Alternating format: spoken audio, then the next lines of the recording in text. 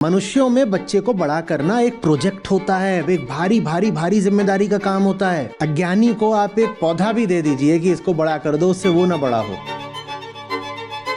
मनुष्य का शिशु तो बड़ी संवेदनशील वस्तु होती है, प्राणवान वस्तु होती है, और किसी को प्राणहीन कर देना, मुझे बताइए, हत्या है कि नहीं?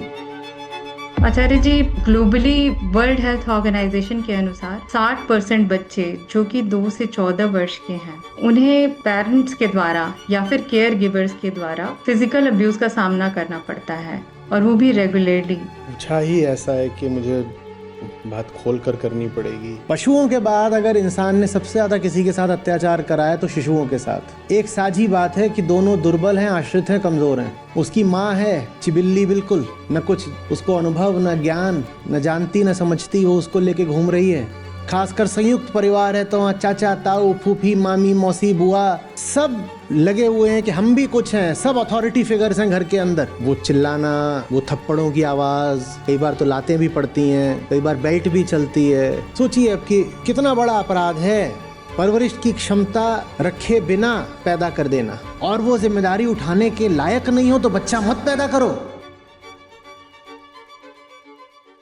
प्रणाम आचार्य जी, मेरा प्रश्न पेरेंटिंग को लेकर के है, खासतौर पे माँ को लेकर के।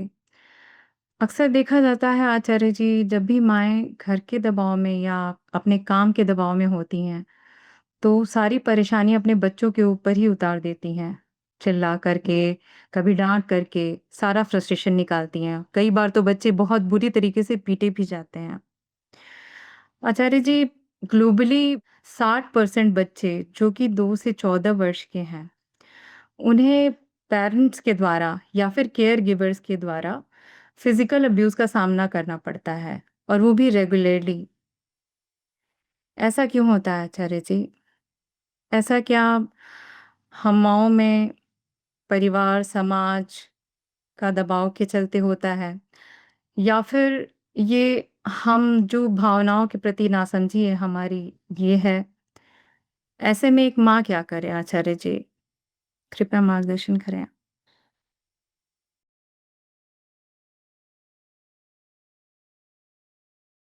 आपने पूछा ही ऐसा है कि मुझे बात खोल कर करनी पड़ेगी। आपने पूछा ऐसा क्यों होता है। अब कोई भी किसी को मारेगा कब? जब उबा हुआ रहेगा, चिढ़ा हुआ रहेगा, परेशान रहेगा, झुंझलाया हुआ रहेगा, तभी तो मारेगा ना। माएँ बच्चों को मार रही हैं, मूल कारण तो ये है कि माँ खुद अभी बच्ची है, बिना किसी आंतरिक परिपक्वता के उसने औलाद को जन्म दे दिया है। अचानक से उसके हाथ में, उसकी गोद में एक जीव आ गया है। एक चीज आ गई है जो जीती जागती है। माँ भी जीव है, और ये जीव कभी नहीं समझ पाया कि जीवन का खेल क्या है। इस जीव को अपनी ही हस्ती का कुछ पता नहीं, ये जो माँ है।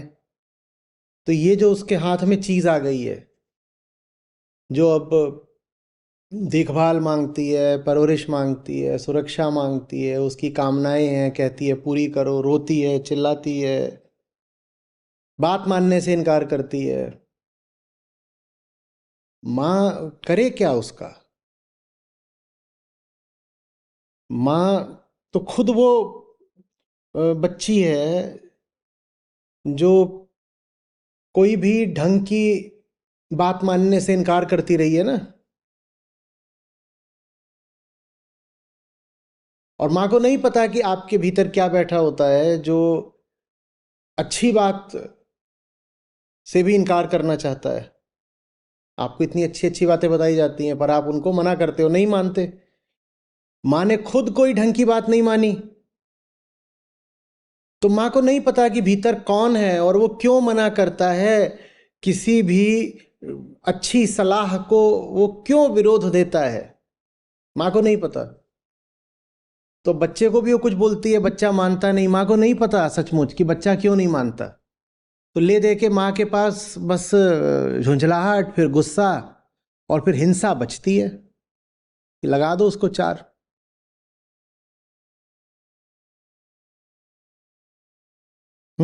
तो मूल कारण तो देखिए यही है। अब आप बाजारों में निकल जाएं, कहीं भी चले जाइए, किसी बेबी बूमर जगह पर चले जाइए, कहीं भी क्या चले जाइए, अपने घर में अपने मोहल्ले में ही देख लीजिए, तो ये बेबी बूमर्स घूम रहे होते हैं।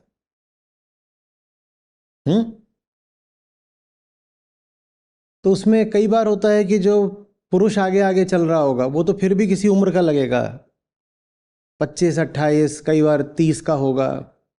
उसके पीछे पीछे एक महज लड़की आ रही होती है और उसकी गोद में बच्चा ना हो, तो आप कहेंगे कि ये अभी तो ऐसे ही किसी कॉलेज में पढ़ती होगी। आप ये तक बोल सकती हैं, अगर वो जो पीछे लड़की चली आ रही है उसको स्कूल ड्रेस पहना दी जाए तो आप कहेंगे कि ये स्कूली लड़की है। पर फिर आप देखते हैं तो उसकी गोद में बच्चा होता है। कई बार उसकी गोद में नहीं होता क्योंकि वो थोड़ा कमज़ोर सी होती है,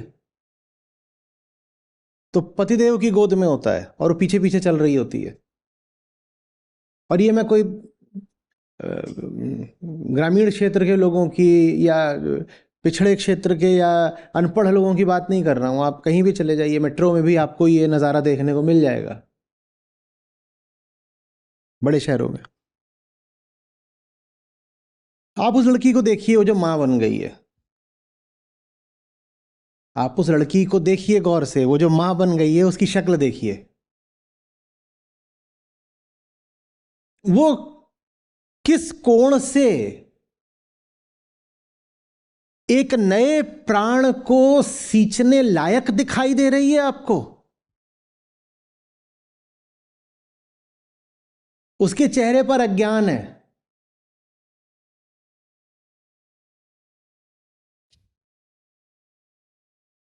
आंखों में अंधेरा है, वो अभी एकदम अविकसित है। भीतरी तौर पर, शरीर से तो विकसित है, तभी बच्चा पैदा हो गया। एकदम अविकसित है। आप उससे आपने ना देखा हो बच्चा, आप उससे बात करें तो आप ऐसे कहेंगे बेटा इधर आना, बोर्ड्स की तैयारी कर रहे हो, कैसे हैं, कितने। और यही नहीं कि आपको बस भूल हो गई है तो आपने उसको स्कूली या कॉलेजी समझ लिया। आप उससे बात करें, उसकी बातें भी ऐसे ही होंगी, बिल्कुल हवा हवाई बातें। आप उससे दुनिया की 4 बातें पूछिए, उसको कुछ नहीं पता।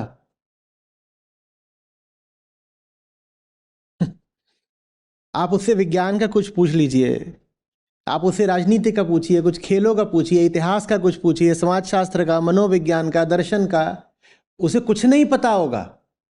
उसने जिंदगी में कुछ नहीं किया, बस झट से एक बच्चा पैदा किया, लेकिन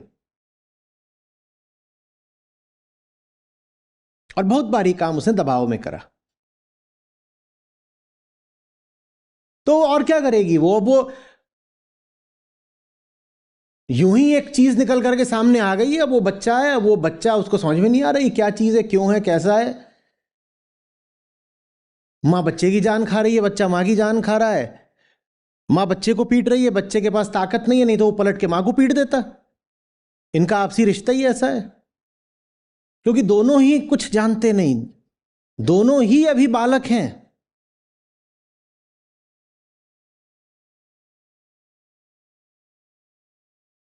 एक अज्ञानी को आप एक पौधा भी दे दीजिए कि इसको बड़ा कर दो, उससे वो ना बड़ा हो। मनुष्य का शिशु तो बड़ी संवेदनशील वस्तु होती है, प्राणवान वस्तु होती है। अज्ञानी को तो आप प्राणहीन वस्तु भी दे दीजिए तो वो उसका भी बंटाधार कर दे। आप समझ रहे हैं कितनी बड़ी जिम्मेदारी होती है एक इंसान की औलाद को जन्म दे करके, उसका पालन पोषण करके, परवरिश करके उसको एक सशक्त चैतन्य मनुष्य बनाना कितनी बड़ी बात, कितनी भारी जिम्मेदारी होती है। और यहाँ 20-20 साल, 22-22 साल, 24-24 साल वालियां जिन्होंने जीवन में ना कोई पढ़ाई करी, ना कुछ समझा, ना कुछ जाना, वो धड़ल्ले से बेबी बूमिंग कर रही हैं।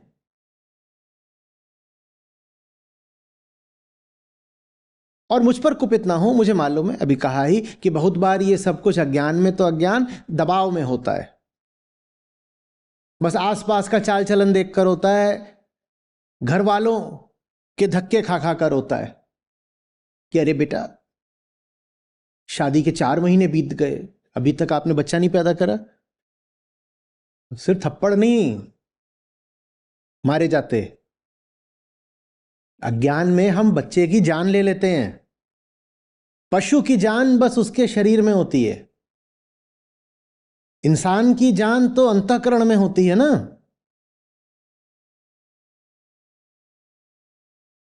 जो इंसान भीतरी तौर पर विकसित नहीं किया गया मां बाप के द्वारा, उसकी तो जान ही ले ली गई।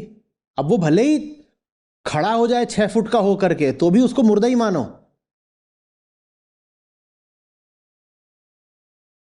जानवर अपनी पूरी लंबाई चौड़ाई हासिल कर ले तो हम कह देते हैं कि बढ़िया निकल आया। इंसान को हम थोड़ी कह देंगे बढ़िया निकल आया सिर्फ इसलिए कि 6 फुट का हो गया है। उसमें प्राण भरने वाला, उसमें ज्ञान सींचने वाला कोई होना चाहिए घर में, या घर से बाहर कोई नहीं होता। तो 6 फुट का होके भी वो भीतर से प्राणहीन ही रहता है। और किसी को प्राणहीन कर देना, मुझे बताइए, हत्या है कि नहीं? प्राणवान को आप प्राणहीन कर दें तो इसको हम कहते हैं हत्या करी।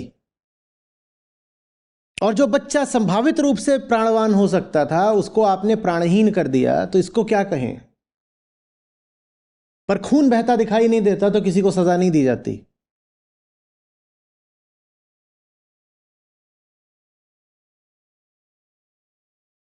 पशुओं के बाद अगर इंसान ने सबसे ज्यादा किसी के साथ अत्याचार कराया तो शिशुओं के साथ। और दोनों में एक साझी बात है कि दोनों दुर्बल हैं, आश्रित हैं, कमजोर हैं। पशु और फिर शिशु, दोनों ही कुछ बेचारे कर नहीं सकते। तो हमने उनका इतना शोषण करा, इतना शोषण करा, क्या उसकी मां है चिबिल्ली बिल्कुल, न कुछ उसको अनुभव, न ज्ञान, न जानती न समझती, वो उसको लेके घूम रही है। और घर में तमाम तरीके के तत्व हैं, सब अपने अपने चौधरी बने हुए हैं। खासकर संयुक्त परिवार है तो वहां चाचा, ताऊ, फूफी, मामी, मौसी, बुआ सब लगे हुए हैं कि हम भी कुछ हैं, सब अथॉरिटी फिगर्स हैं घर के अंदर।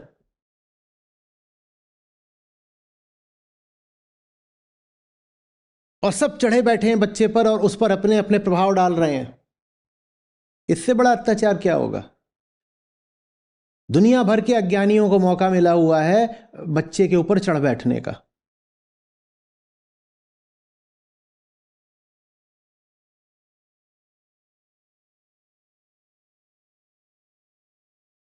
ये बच्चों की मार पिटाई होती है, इसके बड़े घातक परिणाम होते हैं,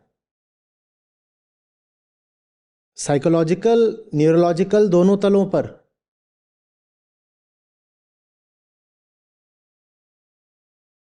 बच्चे का व्यक्तित्व हमेशा के लिए कुंठित हो सकता है, उसकी जिज्ञासा मर जाएगी, सवाल नहीं पूछ पाएगा।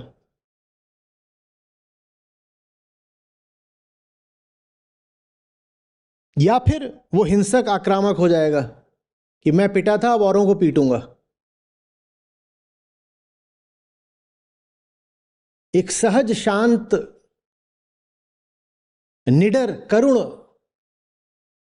व्यक्तित्व बनकर नहीं उभर पाएगा वो। या तो दब्बू हो जाएगा, अगर बच्चा घर में पिट रहा है तो या तो दब्बू बन जाएगा या खूंखार।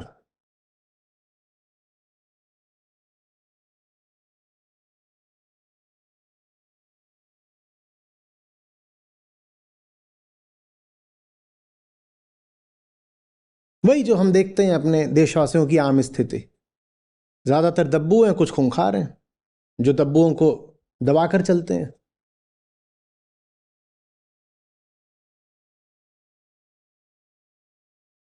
बड़े होकर के बड़ी से बड़ी जो मनोवैज्ञानिक कुंठाएं होती हैं, फिर जो बहुत उच्च कोटि के साइकेट्रिस्ट होते हैं,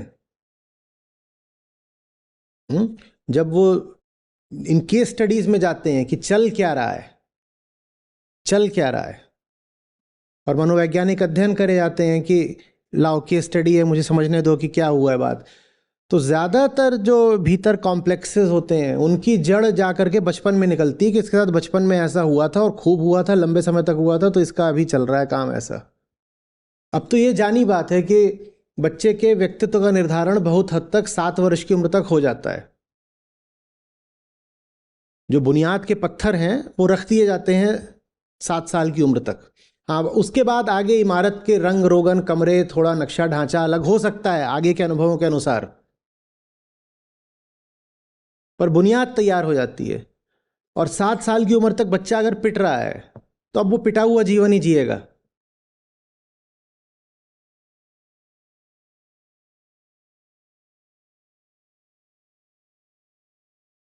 कभी जब घर वाले बच्चों को पीट रहे हो तो आप वो दृश्य देखिएगा, काफी घोर हिंसा होती है।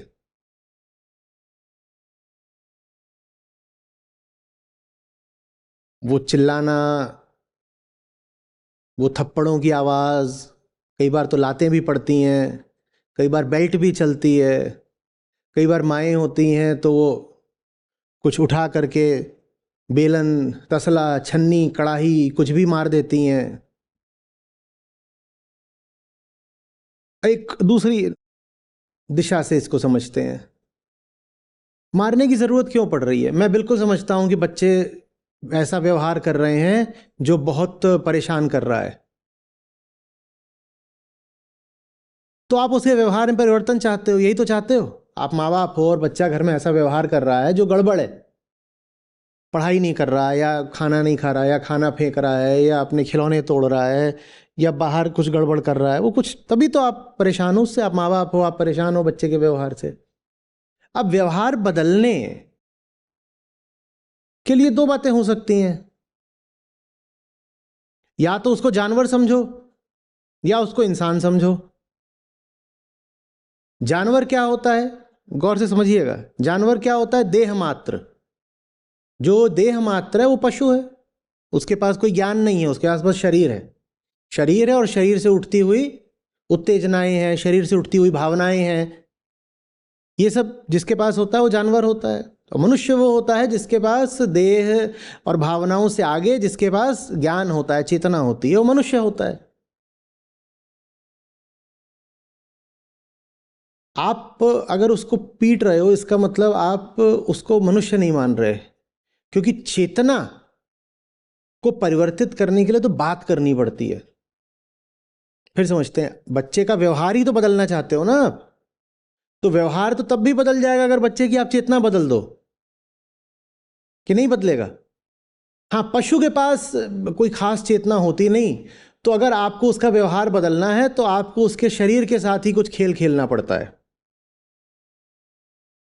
आपके पास कुत्ता है, आप उसे कोई व्यवहार सिखाना चाहते हो तो आप उसे कुछ खाने पीने का देते हो तो वो उस तरह का व्यवहार करने लग जाता है ना। या कि सर्कस में जानवरों को पीटते हैं उनको कुछ करतब सिखाने के लिए। पशु का व्यवहार बदलने का और कोई तरीका नहीं है, उसको शरीर से संबंधित ही कुछ आपको या तो लालच देना पड़ेगा या दंड देना पड़ेगा, तो पशु का व्यवहार बदलेगा, क्योंकि पशु शरीर मात्र है। पर मनुष्य के पास तो चेतना भी है। आप बच्चे का व्यवहार, बच्चे की चेतना को बदल कर क्यों नहीं बदल पा रहे? क्योंकि आप खुद पशु हो गए, आप माँ बाप, पर आप खुद पशु हो, तो आप एक ही तरीका जानते हो देह का, उसी देह के तरीके से आपने बच्चा जन्म दिया है, तो आगे भी आप देह का तरीका ही जानते हो कि इसकी पिटाई लगा दो या फिर कि इसको लालच दे दो। ये तरीके तो जानवरों के साथ अपनाए जाते हैं, इंसानों के साथ ये तरीके अपनाने की जरूरत नहीं पड़नी चाहिए, और पड़े भी तो एकदम अंत में पड़े, कि जब पॉइंट ऑफ नो रिटर्न आ जाए किसी का, तब उस पर शारीरिक तरीके लगाए जाते हैं कि अब ये खुद ही इनकार कर रहा है कि इसे नहीं बदलना है, तो तब हम कहते हैं कि इसकी चेतना अब अड़ चुकी है कि नहीं बदलेगी, अब तो इस पर सिर्फ कोई शारीरिक विधि ही काम कर सकती है। पर बच्चा तो पॉइंट ऑफ नो रिटर्न पर नहीं पहुंच गया है ना। लेकिन चूंकि आप सचेत नहीं हो, तो इसीलिए आपको बच्चे की चेतना को उठाना आता नहीं है। बच्चे का व्यवहार बदल जाएगा, आप उससे बात करो ना। आपको बात करनी लेकिन आती नहीं, क्यों? क्योंकि आपने भी कभी जिंदगी में किसी ढंग के आदमी की बात सुनी नहीं, आपने अच्छी किताबें पढ़ी नहीं, आप अच्छे लोगों की संगत में बैठे नहीं, तो आपको पता ही नहीं है कि अच्छी बात का कितना गहरा प्रभाव हो सकता है। आपको बस ये पता है कि बात नहीं, लात काम करती है, तो आप लात लगाते रहते हो अपने बच्चों को। बात भी तो काम कर सकती है ना, बशर्ते आपको बात करना आता हो।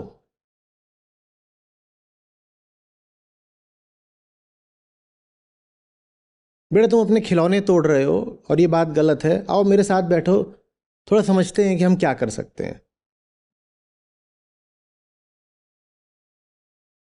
इन शब्दों को दोहराने की जरूरत नहीं है, पर जैसा भी आपका घर का माहौल हो उसके अनुसार इसी भाव में बात क्यों नहीं हो सकती है कि जो तुम कर रहे हो ये ठीक नहीं है, आओ बैठो, समझते हैं कि क्या कर सकते हैं हम। और उसी के मुंह से निकलवाइए कि बताओ, क्या तुम्हें ठीक लग रहा है? नहीं ठीक लग रहा तो बताओ कैसे बदलें, कहां पर क्या गड़बड़ हो जा रही है, और मैं तुम्हारी कैसे मदद करूं कि ये चीज बदल जाए। मैं पूरी मदद करने के लिए तैयार हूं, बताओ कैसे मदद करूं तुम्हारी। ये थोड़ी कि बच्चे ने खिलौना तोड़ा, आपने बच्चा तोड़ दिया। और आपको उसको कोई दंड देना भी है तो ये पहले से बताकर रखिए, ताकि ये बात उसको न्यायसंगत लगे।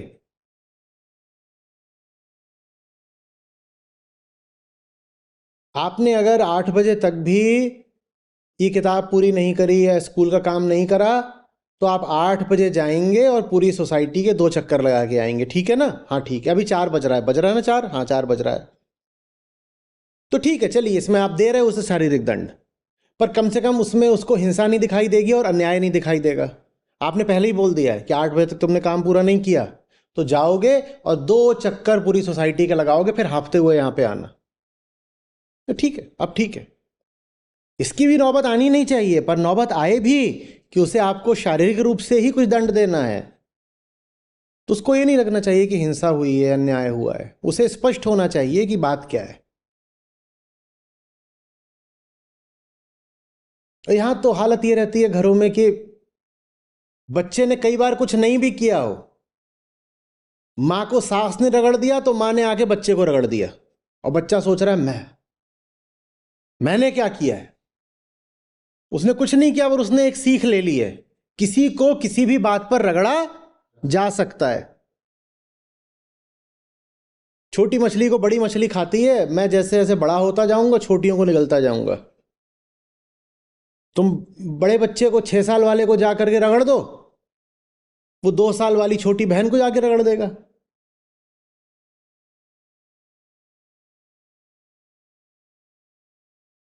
एक और पहलू है, बहुत सारे बच्चे के व्यवहार जो आपको नापसंद होते हैं और जिसके लिए आप उसको दंडित करना चाहते हैं, वो व्यवहार उसने आपसे ही सीखे होते हैं।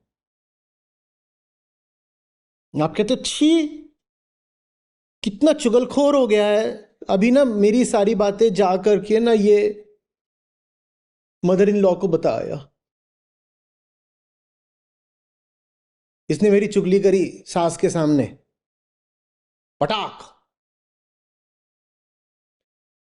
और देवी जी, आप जो फोन पर अपनी सास की चुगली करती हैं अपनी मां के सामने, वो बैठ के वहीं सुन रहा होता है, उसने आपसे ही सीखा है चुगली बांचना। झूठ बोलना भी उसने आपसे ही सीखा है, 100 तरीके के भावनात्मक प्रपंच करना भी उसने आपसे ही सीखा है। तो आप करें तो बढ़िया, और वो करे तो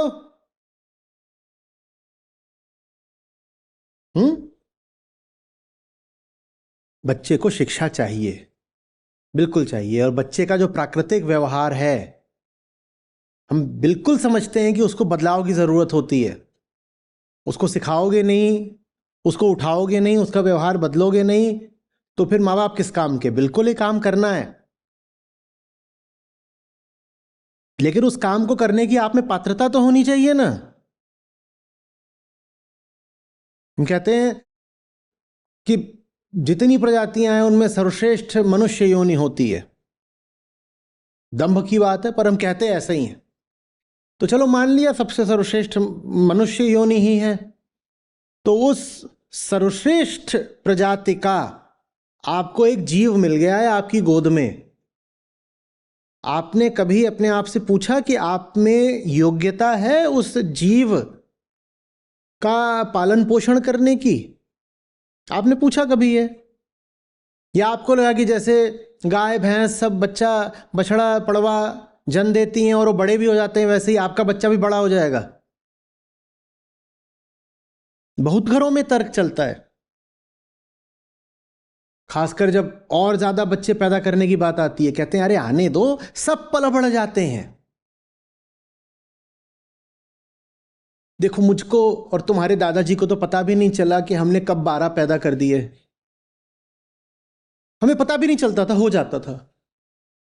पर तुम सब बड़े हो गए ना, तो ऐसे ही बस हो जाता है, सब पल बढ़ जाते हैं। नहीं, सब पल बढ़ जाते हैं पशुओं में। मनुष्यों में बच्चे को बड़ा करना एक प्रोजेक्ट होता है, एक भारी भारी भारी जिम्मेदारी का काम होता है। और वो जिम्मेदारी उठाने के लायक नहीं हो तो बच्चा मत पैदा करो।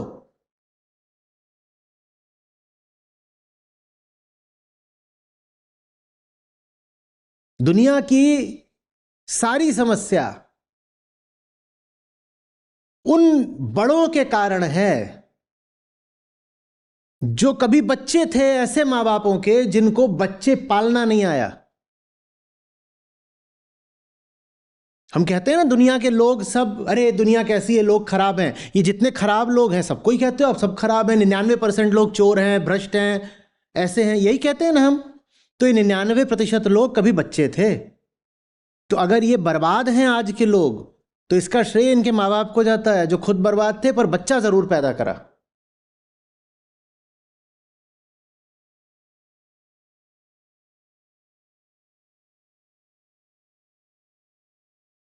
और पहले एक व्यवस्था चलती थी, उस व्यवस्था में पूरा समाज प्रतिभागी नहीं होता था, पर कम से कम कुछ लोग उसमें रहते थे कि माँ बाप समझते थे कि शरीर से हमने जन्म दे दिया है, पर हम ऐसे नहीं हैं कि हम एक चैतन्य वयस्क युवा स्त्री या पुरुष खड़ा कर पाए। तो वो उसको ले जा करके गुरु को दे आते थे, घर से बहुत दूर।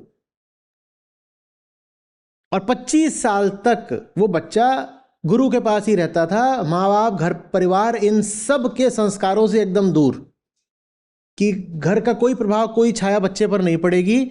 बच्चा अभी उसके साथ है, उसकी शरण में है जो बच्चे को बड़ा करना जानता है।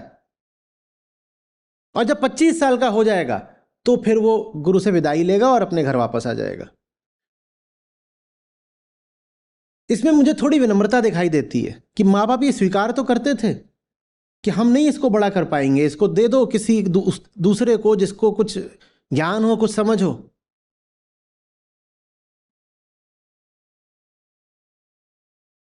और अभी तो चलता है माँ बाप ही गुरु हैं।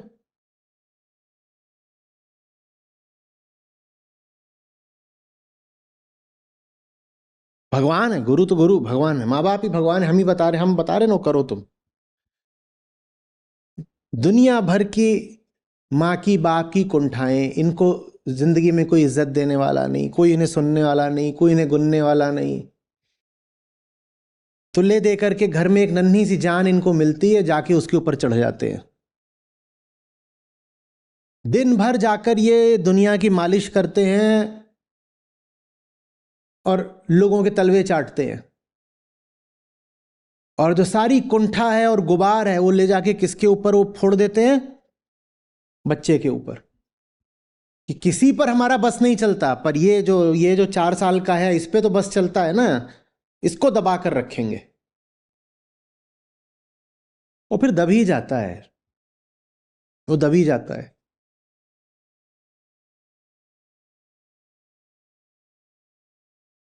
हमारी बात मानो बस, ये बहुत है। हमारे संस्कारों में, हमारी लोक धर्मिता में ये खूब हो गया, हमारी बात मानो। नहीं मानोगे तो थप्पड़ मारेंगे। तुम्हारी बात मानेगा तो सवाल कैसे करेगा? देश में कहां से वैज्ञानिक पैदा होंगे? बिना प्रश्न करे तो कोई समाज, समुदाय, राष्ट्र, ये पूरा विश्व, कोई भी किसी दिशा में आगे नहीं बढ़ सकता। हमारे यहां तो सवाल करे तो थप्पड़ दे दो उसको, और खासकर अगर उसने कोई कचोटने वाला सवाल कर लिया है।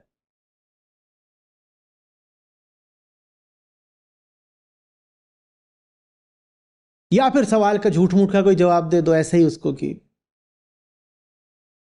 और उसकी बुद्धि खराब कर दी।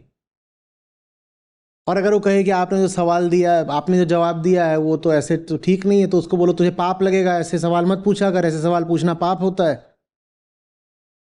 अब इसमें कोई ताज्जुब है कि चाहे कला हो कि विज्ञान हो, हम हर जगह पिछड़े ही नजर आते हैं। मेरे लिए आप सब भी बच्चे ही जैसे हो ना? तो क्या करा करूं? बेल्ट लेकर आया करूं सत्र में? हंटर?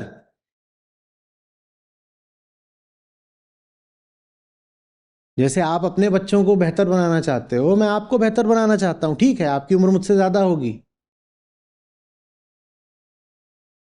पर एक तल पर मैं उत्तरदायी हूं आपको उठाने के लिए। तो मैं बताओ क्या करूं?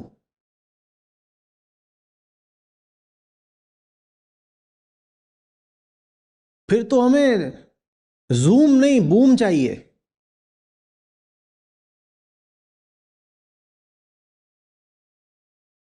बिल्कुल, हमें एक्टिव ऐप चाहिए, 3 डायमेंशनल ऐप पर क्लिक करो और सीधे वहां से ऐसे एक मुक्का निकले।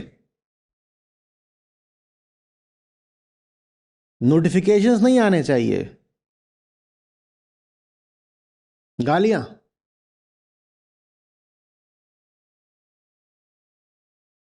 खुला मैदान होना चाहिए, वहां पर सब संस्था के लोग लगे हुए हैं, सब हंटर लेकर के, और सब प्रतिभागी आते जा रहे हैं और दनादन हंटर चल रहे हैं। ये देखो, ये इनके परीक्षा में इनके 50% आए, पटापट हंटर पढ़ रहे हैं उनको। क्यों? तुम्हें क्यों ना पढ़े? तुम्हारे बच्चों के कम नंबर आते हैं तो तुम अपने बच्चों को पीटते हो। गीता परीक्षा में तुम्हारे कम नंबर आए हैं, तुम्हें संस्था पीटेगी? तुम्हारे बच्चे स्कूल में नालायकी करते हैं, सत्र नहीं सुनते, तुमने कितने सत्र सुने? बताओ कितने % अटेंडेंस है तुम्हारी, हम तुम्हें क्यों ना पीटे?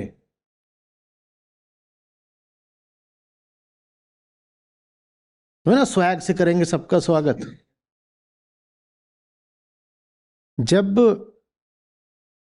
ये नौबत आ जाए कि अब हाथ उठाना ही पड़ेगा, तो 2 बातें मानिएगा। या तो जिस पर हाथ उठाना पड़ रहा है वो पॉइंट ऑफ नो रिटर्न पर पहुंच गया है। पॉइंट ऑफ नो रिटर्न जानते हैं ना?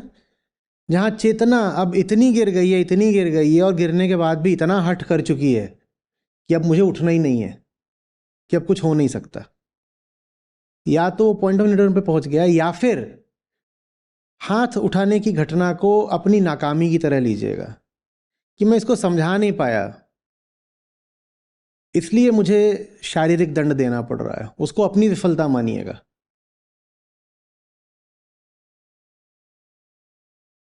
आपको कोई एकदम ही दमित, कुंठित व्यक्तित्व दिखाई दे, तो उसको गौर से देखिएगा। कहीं भी, बाजार में, सड़क में, कहीं भी दिखाई दे, उसको गौर से देखिएगा और अपने आप से पूछिएगा इसकी परवरिश कैसी हुई होगी। और तब आप में आक्रोश उठेगा ऐसे अभिभावकों के लिए जिन्हें पालना नहीं आता पर पैदा झट से कर देते हैं। उन्हीं अभिभावकों की नासमझी, बल्कि बदतमीजी का नतीजा है ये सारी जनसंख्या जो आपको दिखाई देती है। अशिक्षित, कुपोषित, पूर्वाग्रहों से भरी हुई, कभी दब्बू, कभी आक्रामक, कभी हिंसक, अंधविश्वास से ग्रस्त, ये सब इनके माँ बाप की परवरिश का नतीजा है। सोचिए अब कि कितना बड़ा अपराध है परवरिश की क्षमता रखे बिना पैदा कर देना। सभी को नमस्कार। मेरा नाम आकांक्षा महाजन है और मैं एक शिक्षिका हूँ। आचार्य जी के साथ मैं 3 साल पहले जुड़ी। उससे पहले उनको YouTube पर सुना करती थी, पर जब मेरी शादी हुई तो उसके बाद जीवन में एक बहुत बड़ा बदलाव आया। शादी से पहले हमेशा से एक फ्री बर्ड की तरह जी कि कभी कोई रेस्ट्रिक्शन नहीं, कुछ नहीं। शादी के बाद लगा कि जीवन बदल गया। उस टाइम पर जब आचार्य जी जीवन में आए तो मुझे क्लैरिटी मिली। मुझे सच में समझ में आया कि प्रेम का मतलब क्या होता है, असली रिश्ते होते क्या है, असली रिश्तों की बुनियाद क्या होनी चाहिए। मैं सोचती थी कि मैं बहुत एक स्पिरिचुअल इंसान हूँ, लेकिन सत्रों से जुड़ने के बाद मुझे पता चला कि स्पिरिचुअलिटी का असली मतलब क्या होता है। सब सवालों के जवाब मुझे सत्रों से जुड़ने के बाद मिले।